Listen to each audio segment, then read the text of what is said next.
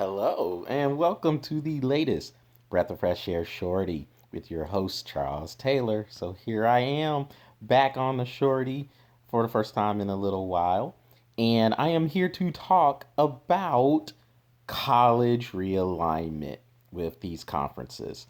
Of course, it has been big time in the news lately, especially with the news of, well, apparently the disintegration of the Pac 12 conference as USC and UCLA, as you know by now, are supposed to be joining the Big Ten conference come, I guess, 2024.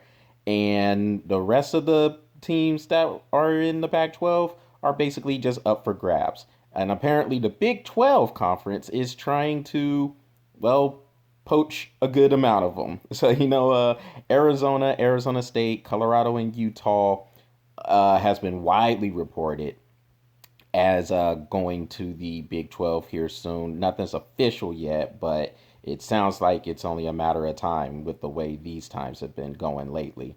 And Oregon and Washington could go to the Big 10, could go to the Big 12. I heard a report that the Nike billionaire chairman, Phil Knight, who's given so much money to Oregon, and of course the Nike headquarters are in Oregon, uh, are potentially trying to get into the SEC. I don't know. We'll see how that goes. Not geographically good, but then again, USC and UCLA joining the Big Ten and potentially seeing games in New Jersey. That's probably not geographically smart either, but whatever. Who's keeping score there? The point is this: with UCLA and USC joining the Big Ten, this is obviously a money play and a way for the Big Ten Conference to get into all the markets. Now, we all know with the addition of Rutgers, you're in the New York City market, number one media market in America. By getting USC and UCLA, you put yourself in the Los Angeles market, number two in America. Of course, the Big Ten headquarters are in the Chicago area, and you have Northwestern and Illinois there. That is your number three media market in Chicago. And then by having Penn State, which you added a few decades ago, you're in the Philadelphia market, which is the fourth largest market. So New York City, LA, Chicago, Philadelphia, top four media markets in the country. The number five media market is Dallas Fort Worth, which is in SEC slash Big 12 country. Well, mostly Big 12. Now it's going to be SEC once Texas and Oklahoma move over there. But here's the thing: the Big Ten Conference has made it apparent that they are trying to set tones, they're trying to set these standards, and they're doing it by trying to make sure their product is seen in all of the big media markets. Okay, so that's fine if you're going to go and you're going to chase money. We know money is what drives everything and everybody these days. But newsflash: winning does actually matter. It does actually make a difference. And in that regard, the Big Ten has been chasing the SEC for a long, long time and will continue to chase the SEC for a long, long time. Let's look at these numbers real quick when it comes to championships from the conference. So let's go back to 2000 when in football, Oklahoma, my hated rival with me being a Texas fan, won the national championship. So going back to 2000. The Big Ten Conference has only won two, and Ohio State won both of those going back to 2000. Ohio State won in 2002 and 2014. The SEC has won 13, 13 national championships. Six from Alabama, three from LSU. You have two from Florida, one from Auburn, and one from Georgia. 13 national championships. So, again, going back to 2000, let's look at basketball. The Big Ten Conference has not won since that 2000 year. The Michigan State team with Mateen Cleaves, Morris Peterson, and Charlie Bell, known as the Flintstones, They won the national championship in 2000, and the Big Ten has not won a national championship since in basketball. SEC has, I believe, three. One with Kentucky, two with Florida when Joakim Noah and Al Horford were on the squad.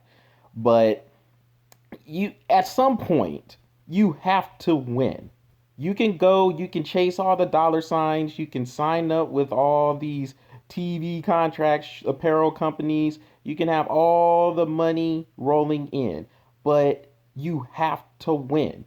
The reason why the SEC has become so marketable on top of having big name schools is because those big name schools have been able to produce on the field of play. That does actually matter. You cannot go on through and not produce on the field because even with all the money that's coming in with these TV contracts, your product is just going to run dry if you're not producing winners. So for the Big Ten Conference, yeah, cool. You want to go and you want to do all the stuff with realignment, trying to make sure you get into all these markets, but you're just missing the big picture here because the teams that you have, they're not producing anything. They're not winning. Your only chance of winning a national championship every year in football has been Ohio State. And also going back to 2020 about the Big Ten Conference trying to be this trendsetter, y'all know the story. They decided they weren't going to play fall sports because of COVID. So they wanted to sit there and try to set a standard for doing the safe thing, quote unquote. SEC, along with the ACC and the Big 12, were like, we're still going to play football. So they started playing football. They saw that it could be a manageable product. You just have to do some things with social distancing. The crowds, of course, weren't the biggest, but they were still able to get the games in. Guess who came running back into the fold? Yeah, of course, the Big Ten. And then they wanted to do this short season, and Ohio State ended up getting basically a get out of jail for free card, more or less, to get into the Big Ten championship game because they weren't able to play all of those scheduled games. And the Big Ten made it known, hey, we're not gonna let you in if you weren't able to play all your games. But of course, they wanted to go ahead, make the adjustment because they knew that was their only chance to win the national championship. Of course, they got smashed by Alabama in the final game.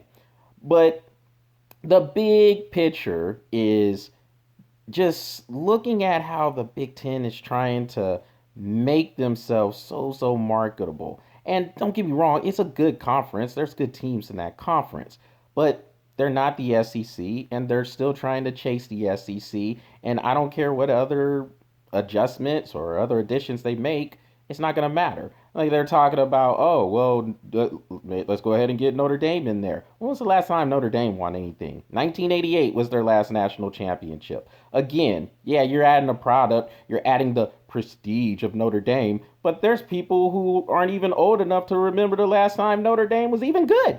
So, whatever. If Notre Dame goes into the Big Ten, whatever. Who cares? The SEC, if they're going to add anybody, to me, it would be someone like Clemson, Florida State, Miami, North Carolina, somewhere like that, depending on what happens with the ACC. But bottom line is this. The Big Ten, they're trying to chase the SEC in terms of the marketing. They want to win the marketing battle. They want to make sure they're in the markets. But where you need to really chase the SEC is on the field. And y'all are still far behind when it comes to the quality of play and when it comes to, well, winning championships. I told you the numbers, and the Big Ten knows those numbers too. So they have to try to win some battle, and I guess it's the marketing battle trying to get into these markets. So good luck to the Big Ten, but no matter what you do, the SEC is still the king, and they're the ones who are the trendsetters when it comes to football, because that is the sport that is driving all of this movement. Well, that is what I'm breathing on for today. Y'all make sure y'all go and visit the Breath of Fresh Air YouTube channel, smash that subscribe button, and keep the likes coming on the Breath of Fresh Air Facebook page. Y'all take it easy, and we will be back tomorrow evening with another webcast. Hope y'all can join us for that. Until then, enjoy the shorty and enjoy your Monday.